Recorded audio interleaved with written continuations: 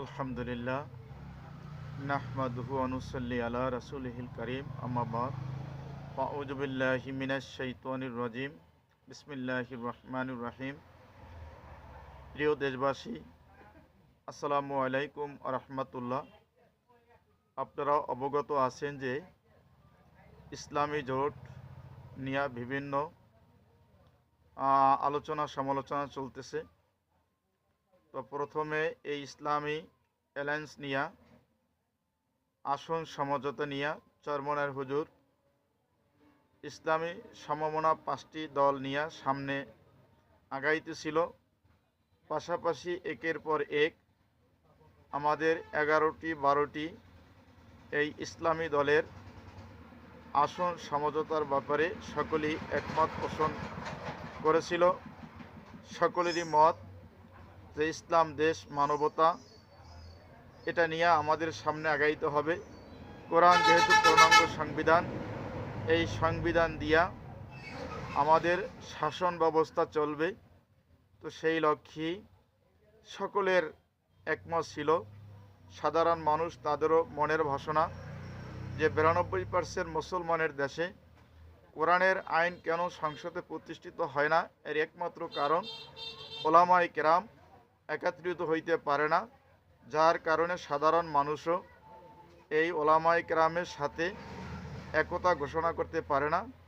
তো এই জন্য ইসলামী দলের আসন সমঝোতা নিয়ে আমাদের খুব একটা কাছাকাছি চলে আসছিলাম, কিন্তু একটি দল তারা মনে করে যে আমরা এই জোটের মালিক, আমরা নিজেরাই 190 সিটে আসন দেব। এরপরে আমাদের সাথে যারা আছে তারা মনে করছে যে আমরা তাদের সাথে তারা জোট করছে আমাদের নিয়া। আসলে তো বিষয়টা এরকম না। চরমনার হুজুর বারবারই বলতেছে যে আমরা কারোর সাথে জোটে যাইনি, আমরা শুধু ইসলাম দেশ মানবতা এই ব্যাপারে আমরা যদি ইসলামী দল ছাড়াও আমাদের এই দলের সাথে কেউ একতা ঘোষণা করে আমরা তাদেরকে নিয়েও আমরা এই আসন সমঝোতা করতে চাই, ইসলাম দেশ মানবতা এটার ব্যাপারে আগাইতে চাই। তো সেই লক্ষ্যে আমাদের কাজ আগাইতেছিল। আপনারা জানেন, আমি মনে করি যে এখানে ইসলামী আন্দোলন 100 সিট, জামাত ইসলাম 100 সিট, মামুনুল হক 30টি সিট, এনসিপি 30টি সিট। এনসিপির ব্যাপারে অনেকে কথা বলে যে আসলে তাদের ওরকম ভোট ব্যাংক নাই, তাদের রাজনৈতিক ব্যাপারে তারা সুসংগঠিত না। আমি মনে করি যে এই বাংলাদেশের আয়নাঘর, জেল জুলুম, এই বিভিন্ন তালবাহানা, এই যা কিছু ছিল এই বিগত 16-17 বছরে যারা বড় দল দাবি করে তারাও খুব চেষ্টা করছে, কিন্তু আসলে কিছুই করতে পারে নাই।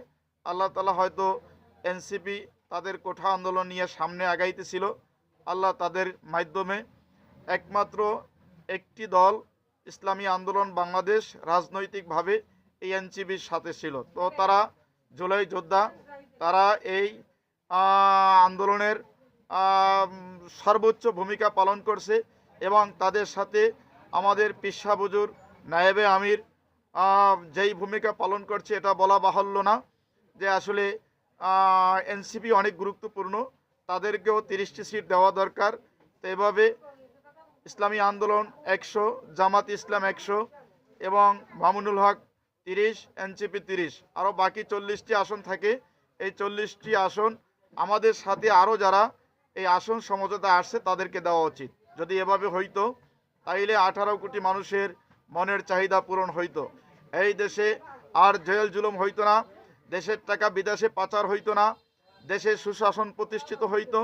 তো আসলে আমরা কেন্দ্রের যে সিদ্ধান্ত, আমাদের পিসা হুজুর নায়েবে আমির যেই সিদ্ধান্ত দেবে, ইসলামী দল যেই সিদ্ধান্ত দেবে, এই সিদ্ধান্তে আমরা একমত।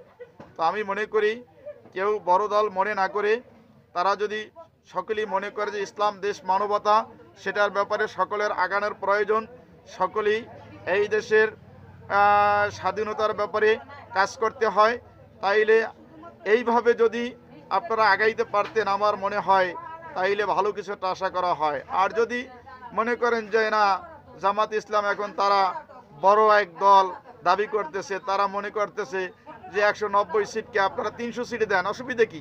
300 সিট দিয়া এরপরে আপনারা এককভাবে নির্বাচন করবেন। এখন তো আপনারা তামাশা শুরু করছেন। এখন নির্বাচনী অ্যালায়েন্স আপনারা কখন যান ওমরা করতে, কখন যান এই দৌড়াইতে, এটা তো বিগত দিনও আমরা দেখছি। তো সর্বোপরি আমি এই দলকে খাটো করতে চাই না। আপনারা যদি মনে করেন যে ইসলামী দলের জোট টিকাই রাখার প্রয়োজন, তাইলে ইসলামী আন্দোলনকে 100 সিট দেওয়ার প্রয়োজন, মামুনুল হককেও 30টি সিট দেওয়া প্রয়োজন, এনসিপিকেও 30টি সিট দেওয়া প্রয়োজন, এবং বাকি যারা আছে তাদেরকেও 40টি সিট দেওয়া দরকার। জামাত ইসলাম 100 সিট বেশি পাওয়ার কোনো ব্যাপারই অধিকার রাখে না। অতএব আমরা চাই এই বাংলার জমিনে ইসলামী প্রতিষ্ঠিত হোক, কোরআনী শাসন প্রতিষ্ঠিত হোক। আমরা ন্যায় বিচার প্রতিষ্ঠা করার ব্যাপারে সকলে দলমত নির্বিশেষে ইসলামী দলের পক্ষে আমরা গণজোয়ার সৃষ্টি করব ইনশাআল্লাহ।